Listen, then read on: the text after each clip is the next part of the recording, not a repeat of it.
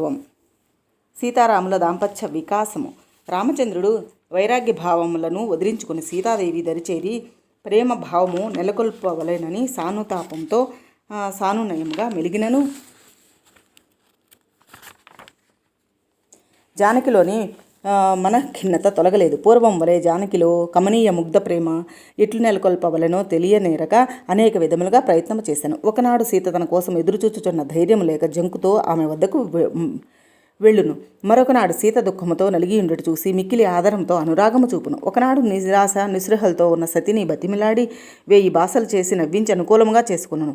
ఒకనాడు తానే కోపము నటించి బతిమలాడించుకుని అనురాగ మధువును క్రోలును. అనేక విధములుగా అల్లరి పెట్టి కవ్వించును. రామచంద్రుడు ఎన్ని విధములుగా తన ప్రేమను విలయించినను జానకీదేవి అందలి మనఖిన్నత తొలగలేదు. జానకీదేవి ముఖము నందు కన్నుల యందు దుఃఖఛాయ వీడకుండుట చూసి రామచంద్రుడు ఆమె అందలి కలత ఎట్లు పోగొట్టవలేనో తెలియనివాడై అనేక రీతులలో అలంకరించుటకు ప్రయత్నించుండెను. రాముడు జానకి తన వైపు చూడగా నన్నెందుకు చూశావని గోల చేయును. తన వైపు చూడకున్నా నా వంక ఎందుకు చూడలేదు అని గొడవ చేయును. వైదేహి తనకు పరిచర్య చేయవు నేను నాకు అక్కర్లేదులే అని కలత పెట్టును. తనకు సేవ చేయుటకు వెనుకాడినా నాకెందుకు చేయుదులే అని తగు పెట్టుకును. అయిన దానికి కాని దానికి గిల్లి కచ్చాలు పెంచును. సీతకు దుఃఖము కన్నీళ్లు కాగా రాముడు గాఢానురాగంతో క్రమ్ముకొనను. అంతటా ఒకనాడు జానకి రామునితో తన మనస్సులోని వ్యధ బయటకు పెట్టినది. ఓ ఈ వేదాంతి, నీకు జనకాత్మజ నిజముగా ఇష్టము లేకున్నచో ఇష్టమున్నట్లు నటించుచున్నావా? నీవు ఉన్నత భావవీధులందు విహరించి గొప్ప మనసు గలవాడువు. ఈ విధముగా నటించి నన్ను క్రమ్మి బేల అయినా నా గుండెను ఎందుకు బాధింతువు? నీవు నా యందు అనుకూలుడవు అయినచో అట్లుండుము. అట్లు కాదా గడిచిన 3 ఏండ్లలో వలె శివుని విల్లు విరిచి నా హృదయమును ఆక్రమించిన కళ్యాణ రాఘవునే ఆరాధించుకుందును. జీవితాంతము సంయోగ భావన దీర్ఘవ్రతము పూనియందును.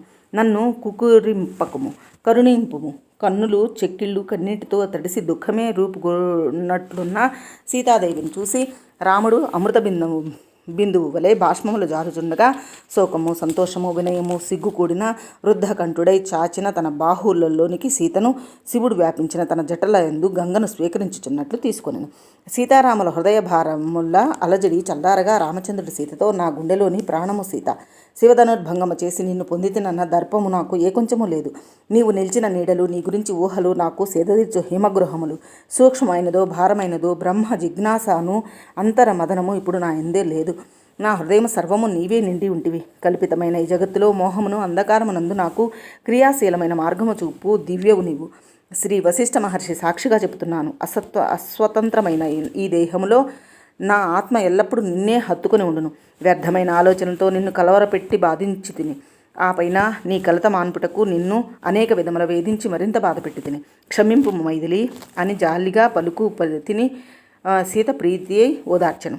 పునర్వికాసము పొందిన జీవిత మాధుర్యంలోని సీతారాములు ఎక్కడ దూరమవుతామో అన్నట్టు ఎన్నడో వియోగము కలుగునేమో అన్న ఆశంక కలిగినట్లు గాఢానురాగముతో దాంపత్య జీవితము గడుపుచుండగా 1 ఏడాది గడిచి శిశిరము ప్రారంభించినది.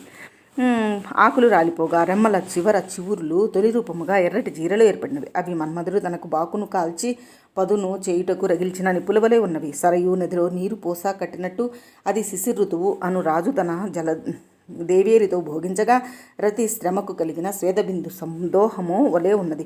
దాసరథుల సౌధములలో సుగంధ ద్రవ్యముల ధూపము గవాక్షముల యందు మసలుచున్నది. మధురమైన వీణా మృదంగ నాదములు శృంగార గీతములు వినవచ్చుచున్నవి. కొత్తగా పౌడి చూపిన యవనమునకు నీరాజన ప్రాయమైన వనితల అధరములు పగిల్చి శిశిర ఋతువు వారి రతి సుఖమును కృపణుడై అపహరించను. మనోగ్రమైన మోహము నిరంకుశముగా కమ్మగా రామచంద్రుడు బంగారు పాత్రలతో మధువు తెచ్చి సతికి అందించును.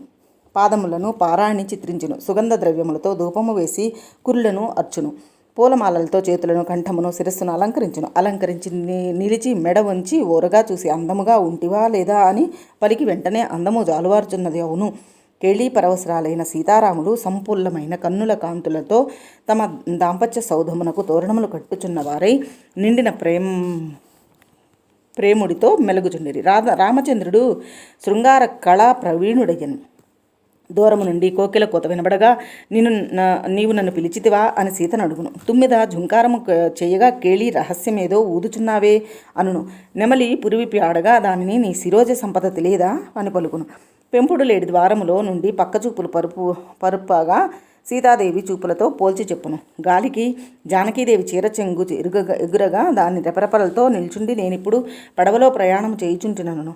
తన పాదమును సీత పాదము పక్కగా పెట్టి నా పాదమే మోటుగా ఉన్నదన్ను.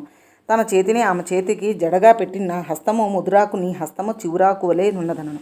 సీత పక్కన ఆనుకొని నిలబడి నన్ను ఎన్నటికీ విడిచిపోవు కదా అని బేలుగా పలుకును. చెక్కిలిని చేర్చి రాత్రి తెల్లవార్లు ఎన్నో ముచ్చట్లు చెప్పుకునే ఉండును. ప్రేమ రాహిత్యము సంతాప హేతువని తన ప్రేమ గాఢతను తెలియ చెప్పును. మనకు వియోగము కలిగిన మన ప్రేమ ఏమగునని పలికి సీత చేత వారింపబడును.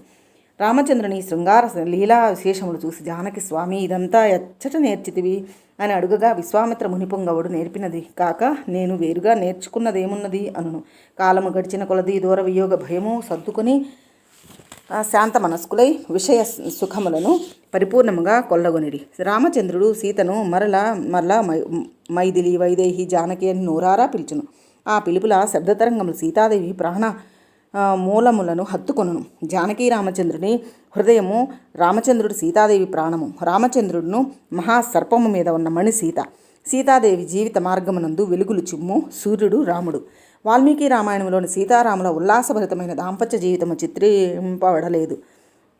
అరణ్యకాండము నుండి వారు విరహము మాత్రము వర్ణింపబడినది. సీతారాముల ఆదర్శ దాంపత్యమును చిత్రింపవలననుకొనిన రామాయణ కల్పవృక్ష కవి సీతారాములు కలిసి ఉన్న బాల అయోధ్య అరణ్యకాండముల్లోని వారి దాంపత్య మధుర ఘట్టములను పలుచోట్ల చిత్రించిరి.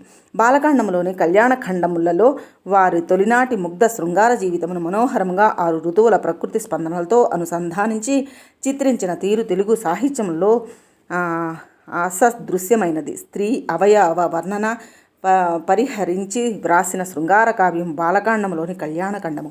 వాల్మీకి రామాయణము ఆధ్యాత్మిక రామాయణముతో పాటు యోగ వాసిష్టము కూడా పండిత పామరులకు ముఖ్యమైనది కనుక రాముడంతటి విద్యానిధిలో కలిగిన జీవుని అన్వేషణ రూపమైన చింతన కల్పవృక్షంలో చేర్చవలసిన అవసరమును విశ్వనాథ గుర్తించి చిత్రించిరి. వేదాంత భావమగ్నుడై వశిష్ఠ మహర్షిని కొలుచుచు దాంపత్య ధర్మము నుండి తొలగిపోవచ్చున్న రాముని వశిష్ఠ మహర్షి కాక అరుంధతీదేవి ప్రబోధించుట ఔచిత్యవంతమైనది. వేదాంతపరమైన జిజ్ఞాస మానవుల్లోని స్వార్థమును నియమించవలననే కానీ నిస్తేజుని కర్మ సన్యాసిని చెయ్యరాదు. సత్ప్రధాగామి అయిన మానవుని జీవితము శృంగార వైరాగ్యము భావములు కూడలిగా ఉండవలేను అని ప్రతిపాదించినది బాలకాండములోని కళ్యాణఖండము.